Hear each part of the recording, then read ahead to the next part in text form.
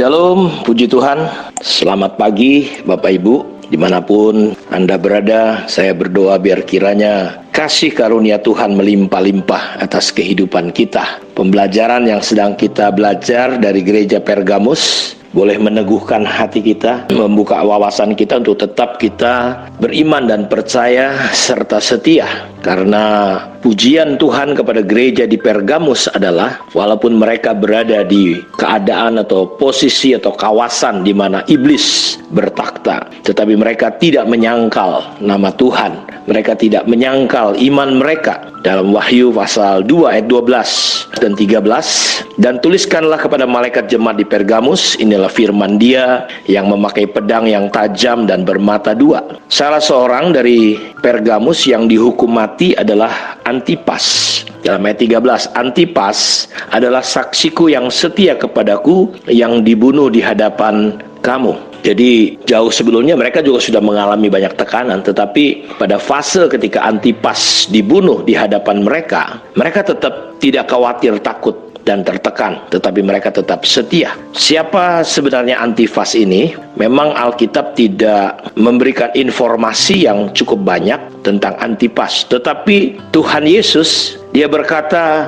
tuliskanlah kepada malaikat jemaat di Pergamus, inilah firman Dia yang memakai pedang yang tajam dan bermata dua. Walaupun memang Antipas tidak terlalu terkenal, tidak banyak informasi tentang dia, tetapi kita melihat Tuhan mengenal dan tahu siapa sebenarnya Antipas ini. Cukup informasi yang akurat dari beberapa sumber yang mengacu kepada tradisi Kristen. Hanya dikatakan bahwa Antipas ini adalah seorang bishop atau uskup di jemaat Pergamus, seorang pemimpin. Dalam sebuah pertentangan dengan para imam Asklepios, ia dihukum mati dengan cara dibakar di dalam sebuah sapi kuningan. Hanya itu saja informasi dari sejarah. Jadi kisah Antipas ini jelas berbeda dengan kisah uskup yang ada di Smyrna, Polikarpus, yang kisahnya lebih dikenal dan lebih akurat. Tetapi tentang fakta tidak terkenalnya Antipas, ini adalah hal yang menarik Bapak Ibu ya. Menurut Pulpit Commentary, tentang Antipas ini tidak terlalu banyak.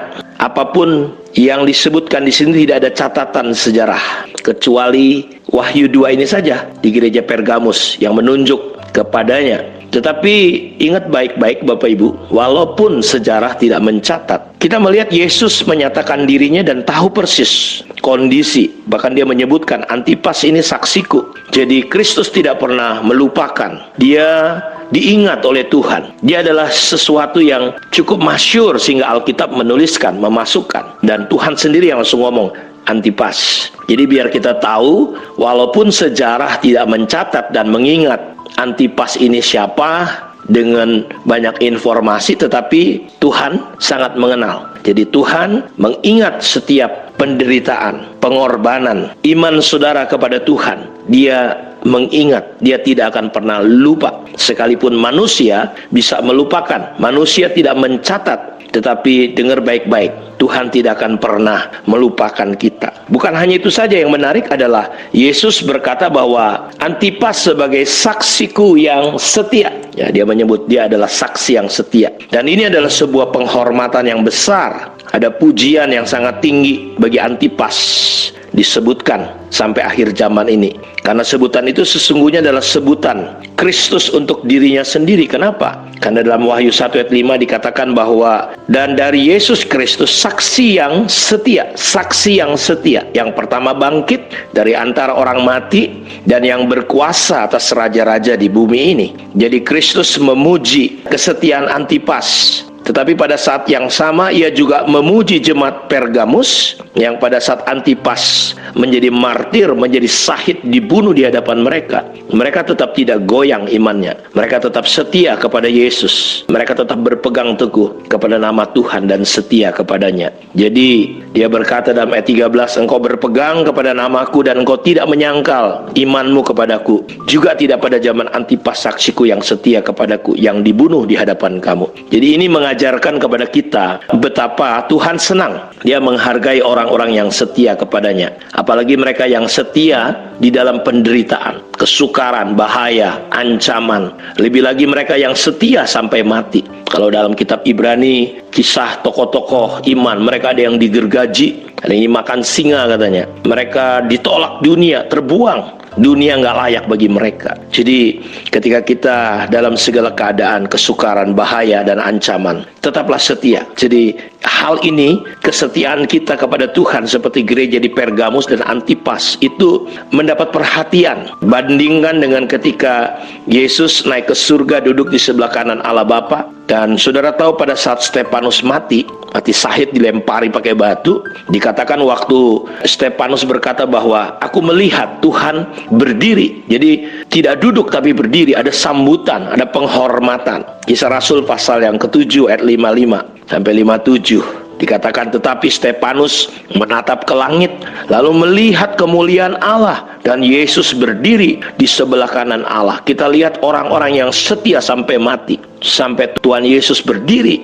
menyambut kedatangan Stefanus. Lalu katanya, sungguh aku melihat langit terbuka dan anak manusia berdiri di sebelah kanan Allah. Maka berteriak-teriak mereka dan sambil menutup telinga serentak menyerbu dia. Mereka menyeret dia keluar kota lalu melemparinya. Pertanyaannya, kenapa Tuhan Yesus berdiri? Bapak Ibu, Alkitab biasanya menunjukkan bahwa Yesus biasanya dilukiskan duduk di sebelah kanan Allah. Dan dalam Mazmur 110 ayat 1, Ibrani 1:13, mungkin di sini dia digambarkan sebagai berdiri dan tahtanya untuk menerima sang martir. Saudara lihat, jadi kelihatan ini semacam penghormatan. Kalau ada penyanyi begitu sangat luar biasa, pada standing ovation, kasih tepuk tangan karena luar biasa pesertanya ini. Jadi kita melihat Stefanus, Antipas disambut sedemikian rupa, tidak akan pernah dilupakan. Jadi Tuhan sangat menghargai, menghormati, memuji hamba-hambanya, anak-anaknya yang setia kepadanya dalam segala kesulitan, penderitaan, bahkan sampai mati. Jadi di sini Bapak Ibu kita perhatikan bahwa apapun yang terjadi, ingat, Tuhan tidak pernah meninggalkan kita.